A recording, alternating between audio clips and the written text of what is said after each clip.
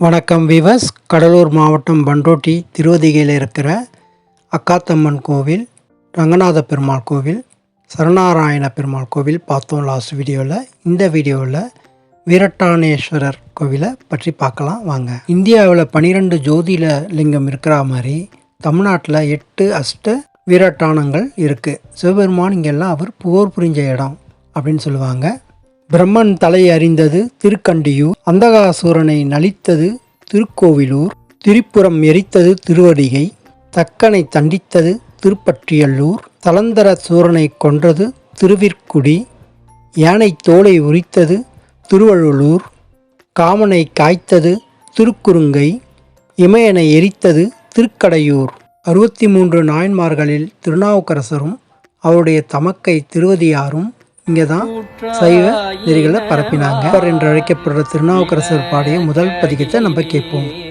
கொடுமை பல செய்தன நான் அறியேன், ஏற்றாய் அடிக்கே இரவும் பகலும் பிரியாது வணங்குவன், எப்பொழுதும் தோற்றாதென் வயிற்றின் அகம்படியே உடரோடு துடக்கி முடக்கிட ஆற்றேன் அடியேன் அதிகை கெடில, ஆற்றேன் அடியேன் அதிகை கெடில வீரட்டான துறை அம்மானே. தென்னாட்டுடைய சிவனே போற்றி, எண்ணாட்டவர்க்கும் இறைவா போற்றி. ஆலயத்தின் ஸ்தல வரலாறு என்னன்னு பார்த்தா, திரிபுர அசுரர்கள் 3 பேர் 3 திசையில் இருந்துட்டு தேவர்களுக்கு பயங்கரமாக தொந்தரவு தராங்க. அப்போ எல்லாரும் சிவபெருமானிடம் வேண்டுறாங்க. சிவபெருமான் ஓவராக அவங்களுக்கு வரம் கொடுத்ததால் அவங்கள எப்படி கட்டுப்படுத்துறதுன்னு தெரியாமல் திகைக்கிறாரு. உடனே போருக்கு புறப்படுறாரு. பூமியை தேராகவும், சூரிய சந்திரனை சக்கரமாகவும், 4 வேதங்களை குதிரையாகவும், பிரம்மாவை தேரோட்டியாகவும், சரணாராயணன் என அழைக்கப்படும் விஷ்ணு பெருமாளை அம்பாகவும் கையில் சங்கு சக்கரமாகவும் ஏந்திக்கிறாரு. வாசுகி பாம்பு வில்லில் நானாக இருக்குது. போருக்கு புறப்படுறாரு. தேருடைய சக்கரம் முறிஞ்சு போயிடுது. என்னன்னு பார்த்தா அவங்க விநாயகருக்கு செய்ய வேண்டிய முதல் கடமையே செய்யலை. விநாயகர் பெருமான் கிட்ட கேட்குறாங்க, என்ன சாமி இப்படி ஆயிடுச்சு, என்ன பரிகாரம்னு கேட்குறாங்க. அவர் சொல்கிறாரு, 3 கண்களை உடையவரை எனக்கு பலியிடணும் அப்படின்னு சொல்கிறாரு. எல்லாம் திகச்சு போகிறாங்க. 3 கண் யாருக்கு இருக்குன்னா ருத்ரருக்கு தான் இருக்குது, அவரையா பலி விட சொல்கிறாரு விநாயகர் அப்படின்னு சொல்லிட்டு திகைக்கிறாங்க. ஆனால் அப்புறம் தான் தெரிஞ்சுக்கிட்டாங்க பிரம்மர் மூலயமா, இவர் 3 கண்ணுடைய தேங்காவை, 3 கண்ணு தான் கேட்டிருக்காரு, 3 கண்ணு இருக்கிற தேங்காவை இவருக்கு சூட விடலாம், பலியிடலாம் அப்படின்னு சொல்லிட்டு தேங்காவை சூற விடுற பழக்கம் இந்த கோவிலில் தான் ஆரம்பித்தது. நந்தி தேவர் அச்சு முறிஞ்ச தேரை இவ்வளோ நேரம் காத்து நிற்கிறாரு. விநாயகர் அதை சரி பண்ணிடுறாரு சூற தேங்காய் உடைச்ச உடனே. தேவர்கள் எல்லாரும் கர்வமாக இருக்காங்க, சிவபெருமான் நம்மளால தான் வெற்றி பெற போகிறாரு அப்படின்ட்டு. அந்த நேரத்தில் சிவபெருமான் மெல்லமாக சிரிச்சிட்டு தன்னுடைய நெற்றிக்கண்ணை திறந்து அந்த 3 அசுரரையும் அழிச்சிட்டு 3 விரலால் 3 பேருடைய இறந்த சாம்பலை தொட்டு நெத்தியில் வச்சுக்கிறாரு. இதுதான் இங்கே பட்டையிடுறதுடைய தத்துவம். திருநாவுக்கரசர் தமக்கை திலகவதியாரோடு இருக்கார். போர் வருது. போரில் அவங்களுடைய தந்தையும் தாயும் இழந்துடுறாங்க. அதோடைய வருத்தம் தாங்க முடியாமல் திருநாவுக்கரசர் அவர் மகேந்திரவர்ம பல்லவருடைய சமண மதத்திற்கு போயிடுறாரு. அங்கே கொஞ்ச நாள் வளர்ந்து நல்ல பெரியவராகிட்டு திரும்பி அவர் திலகவதியாரை பார்க்க வராரு. எப்படி வராரு பார்த்திங்கன்னா, கடுமையான வயிற்று வலி, அவருக்கு தாங்க முடியாத வயிற்று வலி. தமக்கை திலகவதியார் திருநாவுக்கரசரை இங்கே அழைக்கிறாங்க. திருநாவுக்கரசரும் இங்கே வராரு. திலகவதியார் சிவன் பெருமானுடன் வேண்டி அவரை இங்கே வரவழைச்சதால் சிவபெருமான் அவருடைய சூழ நோயை இங்கே இருக்கிற சூழ தீர்த்தம் கொடுத்து நிவர்த்தி பண்ணிடுறாரு. மருள் நீக்கியார் இப்பொழுது சூளை நீக்கியார் அப்படின்னு அழைக்கப்படுறாரு. சமண மதத்திலிருந்து சைவ மதத்திற்கு மாறிடுறாரு. இதை கண்ட பல்லவ மன்னர் மகேந்திரவர்மன் ஆத்திரம் கொண்டு அவரை எடுத்துன்னு போய் சுண்ணாம்பு காவாயில் வச்சு சூடு பண்ணுறாரு. அங்கேருந்து ஓம் நமச்சிவாய சொல்லி தப்பிச்சிடுறாரு. யானையை வச்சு மிதிக்க வைக்கிறாரு. ஓம் நமச்சிவாய சொன்னதும் யானை திரும்பி போயிடுது மிதிக்காமல். அங்கேருந்து அவரை ஒரு பெரிய கல்லில் கட்டி கடலில் போடுறாரு. கல் தெப்பமாக வந்து மேலே வந்துடுது. அதனால் இவருக்கு அப்பர்ன்ற பெயரும் வருது. அதனால் அதுக்கப்புறம் மகேந்திரவர்மன் எதுவும் சொல்லாமல் போயிடுறாரு. அவரும் சைவ மதத்துக்கு மாறிடுறாரு. வயது முற்பு காரணமாக நடக்க முடியாமல் தரையில் படுத்து தேய்ச்சிக்கிட்டே கைலாசத்தில் இருக்கிற சிவபெருமானையும் சிவகாமி அம்மையாரையும் பார்க்கணுன்னு நினைக்கிறாரு. ஆனால் உடனே சிவபெருமான் திருவெண்ணெய்நல்லூரில் கைலாசத்தையே கொண்டு வந்து அவருக்கு நிறுத்திடுறாரு. அத்தனை பெருமை கொண்ட திருநாவுக்கரசர் அங்கேயே ஆட்கொள்ளப்படுகிறார். திருப்புகழூர் அக்னிபுரீஸ்வரர் கோவிலில் முக்தி அடைகிறார்.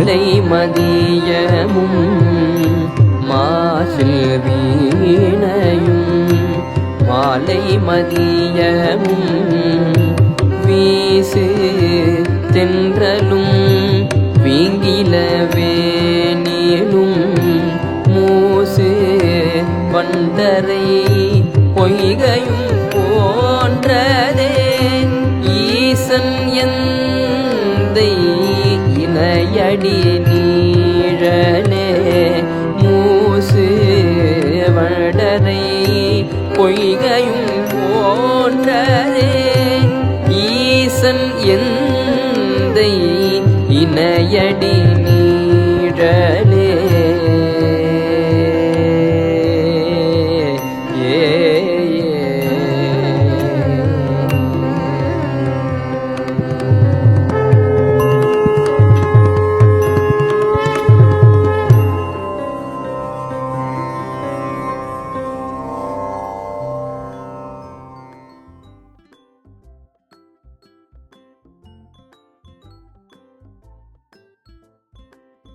மூலவருடைய விமானம் தரையிலிருந்து ஆரம்பிக்கும்.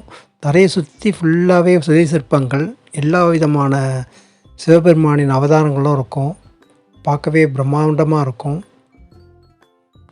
இந்த கோபுரத்தின் நிழல் தரையில் விழாதுன்னுவாங்க. இதை பார்த்து தான் ராஜராஜ சோழனே வந்து தஞ்சை பெரிய கோவிலை கட்டினார்னு சொல்லுவாங்க. அத்தனை பெருமை வாய்ந்த பழம்பெரும் கோவில். ஒரு தடவை வந்தாலே கோடி புண்ணியம் கிடைக்கும் அப்படின்றது ஐதீகம். இப்போ மணி 8:40. அடுத்த 20 நிமிஷத்தில் சிவபெருமானுக்கு அபிஷேகம் நடக்கும். அபிஷேகம் நடந்து முடிஞ்ச பிறகு உற்சவரை பள்ளி அறைக்கு கொண்டு போவாங்க. பள்ளி அறையில் கொண்டு போயிட்டு பூஜையை முடிச்சுட்டு பள்ளி அறையை சாத்திட்டு கோவில் கதவெல்லாம் ஒன்று ஒன்றா மூடிட்டு மொத்தமாக க்ளோஸ் பண்ணிடுவாங்க. கோவில் நடை சாத்துகிற விசேஷத்தை இங்கே பார்க்குறதுக்கு ரொம்ப அருமையாக இருந்துச்சு. சிவபெருமான் பட்டை தீட்டிய சிவபெருமானுக்கு அபிஷேகம் பண்ணாங்க. கண்கொள்ளா காட்சியாக இருந்துச்சு. பக்கத்துலேயே அம்மனுக்கு கற்பூர ஆரத்தி காமிச்சாங்க. பிறகு கோவில் நடை சாற்றும் விழா ஆரம்பிச்சிருச்சு. ரூபமாக இருக்கிற சிவபெருமான் பின்னாடி ரூபமாக சிவனும் பார்வதியும் கற்பூரம் காட்டும்போது தெரிவாங்க. இது ஒரு கண்கொள்ளா காட்சி. எங்கேயுமே இதை மாதிரி பார்க்க முடியாது.